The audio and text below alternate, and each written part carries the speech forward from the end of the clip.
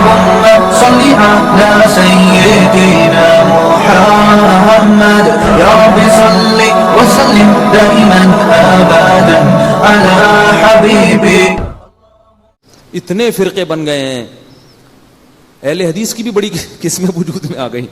ٹوپیوں والے الگ, بغیر ٹوپیوں والے. ابھی تک تو یہ تھے نا حنفیوں میں دیوبندی بریلوی بنے ہوئے تھے.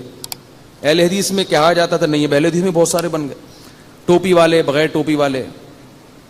پھر اہل حدیث میں بعض کہتے ہیں کہ عورتیں سمٹ کے نماز پڑھیں, اہل حدیث میں ایسے علماء ہیں, اور بعض کہتے ہیں نہیں مردوں کی طرح پڑھیں. پھر جو بغیر ٹوپی والے ہیں ان میں بھی بہت نماز جنازہ کچھ زور سے پڑھتے ہیں, کچھ آہستہ پڑھتے ہیں, کچھ عجیب. تو پبلک اتنی پریشان ہوتی ہے کہ یار یہ دین کے مقتدا اور رہبر ہیں, کہاں لے کے جا رہے ہیں یار ہم. ٹھیک ہے آپ علماء کے پاس بیٹھ کے یہ مسئلے بھی حل کریں تاکہ حق تک پہنچے, لیکن یہ اتنے بڑے ایشو نہیں ہیں. یہ مسئلہ آپ کا حل نہیں ہوا تو جہنم میں نہیں اللہ پھینکے گا آپ کو. اس بنیاد سیکھیں تاکہ گمراہی کی طرف نہ جائیں, لیکن یہ اتنا بڑا ایشو نہیں ہے. بڑے ایشو کیا ہیں؟ قرآن کہہ رہا ہے قل تعالوا, اے نبی ان سے کہہ دو تعالوا, آؤ. کیسا پیارا اس انداز ہے, آؤ.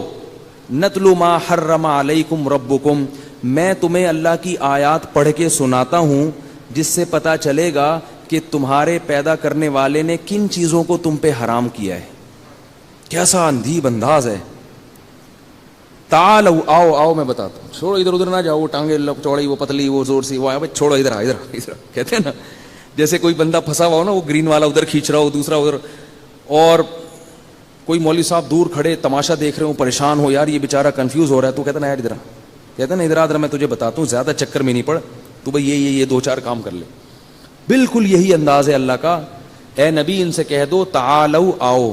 تعالوا جو ہے نا یہ بڑے احترام سے جب کسی کو کہا جاتا ہے آئیے, تشریف لائیے. عربی میں ایک لفظ ہے ایتی, ایتی کا مطلب آ جا, ادھر پڑھا پڑھ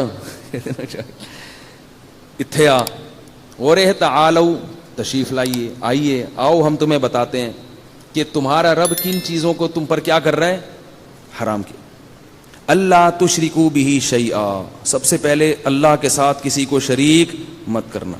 یا اللہ مدد چلے گا, یا رسول اللہ مدد قبول نہیں ہے, نہیں ہے. بس چھوڑ دو اپنے مولوی لوگ جو تمہیں کہہ رہے ہیں نا یا رسول اللہ مدد ہونا چاہیے, ان کے فلانے مہاجر مکی نے لکھ دیا تو فلانے نے لکھ دیا. وہ ہمارے اکابر نے لکھا ہے. مشکل کشا اس معنی میں نہیں لکھا مشکل کشا کہ اللہ نے ان کو اختیارات دیے ہیں. مشکل کشا اس کو بھی کہہ دیا جاتا ہے بعض دفعہ کہ وہ آپ کی کوئی مشکل بیٹھ کے حل کر دے, اور اس لفظ کو پکڑ کے بیٹھ کے کہ حاجی امداد اللہ مہاجر نبی مکی نے بھی مشکل کشا لکھا ہے.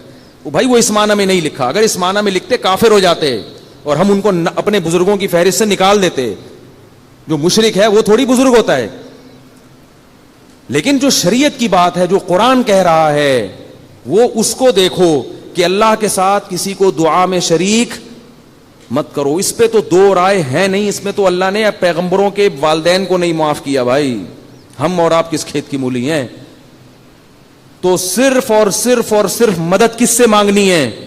آپ بریلوی بن کے رہو, ہمیں کوئی اشکال نہیں. آپ کو میں بریلوی ہوں, کچھ نہیں ہوتا بریلوی کہنے سے. آپ کو میں دیوبندی ہوں, کچھ نہیں ہوتا. آپ کو میں اہل حدیث ہوں, کچھ نہیں ہوتا اس سے. اللہ جو کہہ رہے ہیں یہ دو چار کام کرو جو میں بتا رہا ہوں. سب سے پہلے کیا ہے؟ میرے ساتھ کسی کو شریک نہیں کرنا. ناموں سے نہیں ہوگا. اللہ تعالیٰ قیامت میں یہ نہیں دیکھیں گے دیوبندی بریلوی اہل حدیث کیا ہے. اللہ کہیں گے جو احکام اور عقائد میں نے دیے تھے وہ ہیں یا نہیں. اگر اللہ نام دیکھ کے جنت میں داخل کریں تو صرف جماعت المسلمین والے جنت میں جائیں گے, کیونکہ انہوں نے باقاعدہ 1975 میں اپنا نام جماعت المسلمین گورنمنٹ سے رجسٹرڈ کروا دیا ہے. وہ تو کہیں گے اللہ ہمارے پاس تو سرٹیفکیٹ ہے پورا, ٹھیک ہے نا. کام کرو کام مسلمانوں والے, ٹھیک ہے نا, کام. تو پہلی بات کیا ہے؟ اللہ تشرکو بہ شیئا, اللہ کے ساتھ کسی کو ذرہ برابر بھی شریک نہیں کرنا. بس اختیارات صرف کس کے ہیں؟ اللہ کے. یا ایھا الناس انتم الفقراء الی اللہ, اے لوگوں میں نبی بھی داخل ہیں یا نہیں ہے؟